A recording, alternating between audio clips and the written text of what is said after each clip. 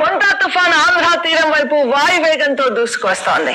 బంగాళాఖాతంలో ఏర్పడ్డ తీవ్ర వాయుగుండం మరింతగా బలపడుతోంది.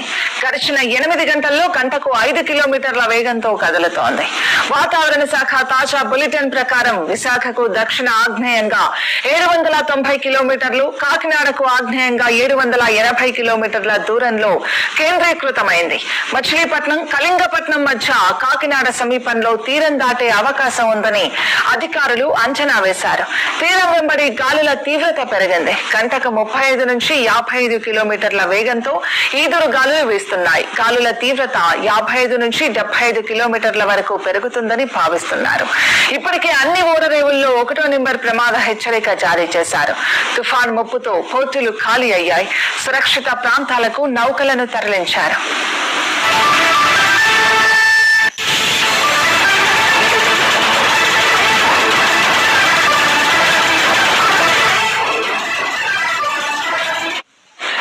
చాలా చోట్ల భారీ నుంచి అతి భారీ వర్షాలకు అవకాశం ఉందని వాతావరణ శాఖ వెల్లడించింది. కాకినాడ, యానం, అంబేద్కర్ కోనసీమ, పశ్చిమ గోదావరి, కృష్ణా, బాపట్ల, ప్రకాశం, నెల్లూరు జిల్లాల్లో భారీ నుంచి అతి భారీ వర్షాలు కురిసే అవకాశం ఉంది. ఇవాళ రేపు చాలా జిల్లాలకు ఇప్పటికే వాతావరణ శాఖ రెడ్ అలర్ట్ ప్రకటించింది. వాతావరణ శాఖ సమాచారంతో ఏపీ ప్రభుత్వం అలర్ట్ అయింది. జిల్లాల వారీగా స్పెషల్ ఆఫీసర్లను నియమించింది.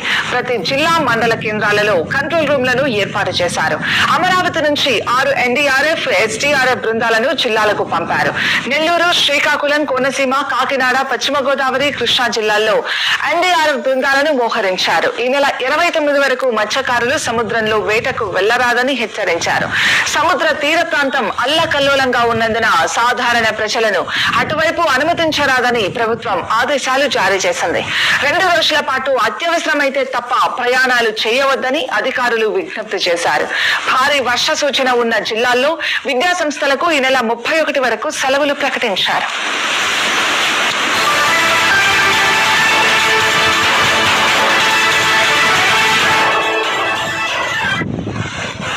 తుఫాన్ పరిస్థితులపై సీఎం చంద్రబాబు టెలికాన్ఫరెన్స్ నిర్వహించారు. ప్రాణ ఆస్తి నష్టం జరగకుండా చర్యలు తీసుకోవాలన్నారు. తీర ప్రాంత ప్రజలను పునరావాస కేంద్రాలకు తరలించాలని ఆదేశించారు. జిల్లా ఇన్ఛార్జ్ మంత్రులను సైతం ఆయా జిల్లాల్లో అందుబాటులో ఉండాలని ఆదేశించారు. రోడ్లు, చెరువులు, కాలువగట్లు కోతకు గురైతే తక్షణ మరమ్మతులు చేపట్టాలన్నారు. రాష్ట్ర వ్యాప్తంగా 27,000 సెల్ టవర్లను డీజిల్ జనరేటర్లతో సిద్ధం చేశారు. విద్యుత్, టెలికాం, తాగునీటి సరఫరా వ్యవస్థకు అంతరాయం లేకుండా చర్యలు చేపట్టారు. జాతీయ రహదారిపై అత్యవసర పరిస్థితులను ఎదుర్కొనేందుకు వాహనాలను సిద్ధం చేశారు. డ్రోన్ల ద్వారా సహాయక చర్యలు చేపట్టాలన్నారు. SMS alerts, social media, IVRS calls, WhatsApp ద్వారా ప్రజలను అప్రమత్తం చేయాలని సూచించారు.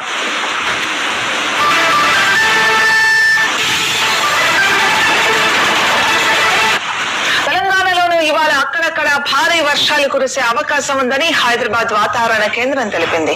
రేపు కొన్ని ఈశాన్య జిల్లాల్లో అతి భారీ నుంచి అత్యంత భారీ వర్షాలు కురిసే ఛాన్స్ ఉంది. మరికొన్ని ఉత్తర, ఈశాన్య జిల్లాల్లో భారీ నుంచి అతి భారీ వర్షాలు అక్కడక్కడ కురిసే అవకాశం ఉంది. ఇవాళ రేపు రాష్ట్రంలోని కొన్ని జిల్లాల్లో ఉరుములు, మెరుపులతో 30 నుంచి 40 కిలోమీటర్ల వేగంతో ఈదురు గాలులతో కూడిన వర్షాలు కురిసే అవకాశం ఉందని